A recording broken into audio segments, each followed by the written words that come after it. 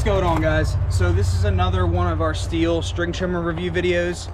This one just sold to a local kid. Again, we're getting out of all of our STIHL, so I wanted to leave some reviews here on pretty much the stuff that really helps start everything. So this is the FS-131R. This thing's a tank. If you're a homeowner, you don't need this. If you have a farm, maybe, but if you're string trimming like cemeteries, crazy commercial stuff, this is probably your go-to.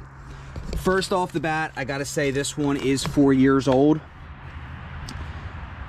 And I didn't know, it was kind of what was available around COVID, so obviously, you know, it was either the expensive one or the, you know, the heaviest one. I didn't know any better. I just bought it. You needed one.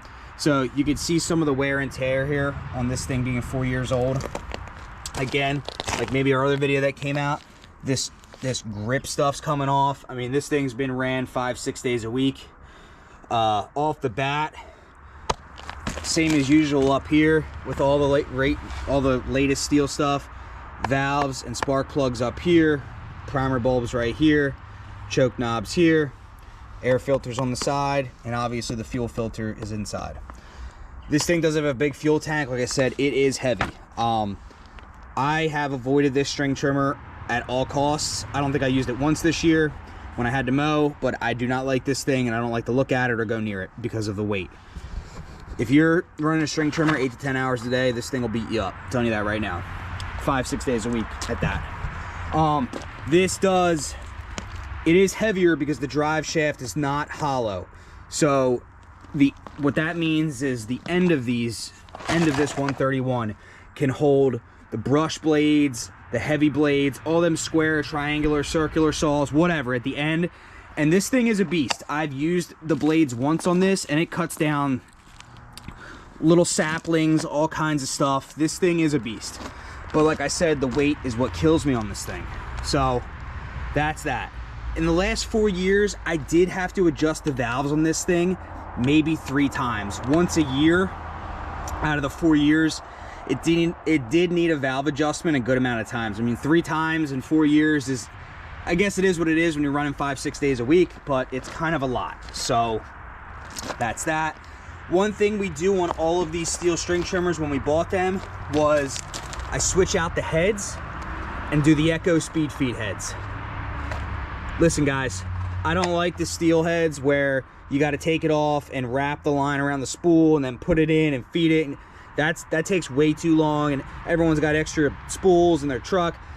These Echo speed feed heads, you can have a wad of line it up, make sure it's level, even, and then put it in less than a minute. Absolutely amazing. Every string trimmer we've had will have an Echo speed feed head from here on out, and has been since the beginning. And obviously, like every string trimmer, it does have the gearbox greasing up there. It's that nut you take off. Everyone forgets that. When you're doing that, it does help to run it for a little bit and then put the grease in, but that's just us. And like I said, guys, this thing is a beast. I believe the engine's like a 36.3 cc or 36.0 cc engine. It's heavy duty when it comes to, you know, the 4-stroke type field. But again, guys, makes for a long day if you're looking at weight wise. But besides that, in all of our products and everything we use the STIHL Sta-Bil, whether it's for the winter or the 360 year round. And with that, we use the STIHL Premium Oil. Hands down, guys. I use name brand products for our tools. If you're gonna spend hundreds of dollars on this stuff, you gotta take care of it. You can't use Walmart oil. You can't use Dollar General oil. It's nuts. Anyway, that's what we use. Sta-Bil 360, which is the year round or the winter storage. All the time. Everything runs fine. And like I said, the premium STIHL oil.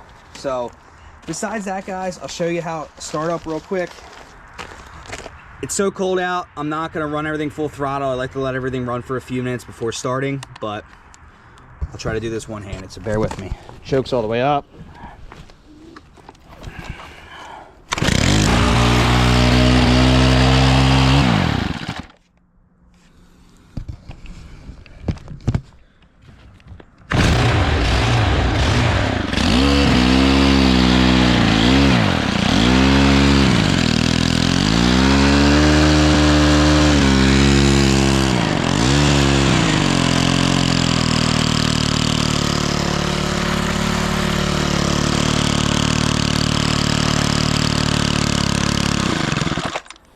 That's about it, guys.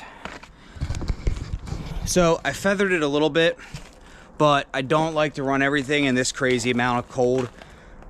When I do, it runs for like 5 minutes or so, and then I put something full throttle, but I didn't want to do that right now. It just takes too much time. Guys, this is the FS-131R. Hands down, it's a beast. Don't get me wrong. But it's way too heavy.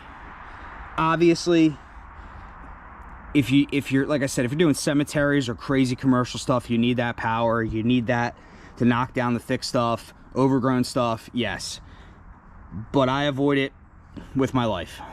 But some guys use it, some guys don't.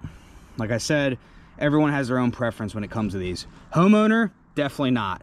If you own like a little hobby farm or something, probably not either.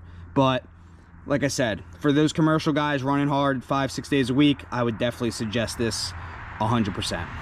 Again, if you guys are gonna complain if something's too heavy or not, I would not go with it at all, because no one's gonna touch it.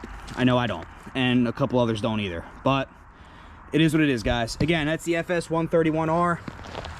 I've always done my own maintenance on this stuff. If you guys have any questions, comment below. Like I said, every winter and in the middle of each summer, I do the fuel filter. We fish that out with a clothes hanger, air filter, which is on the side, spark plug, and I check out the valves. But that's about it, guys. Thanks for watching. Any questions, please comment below.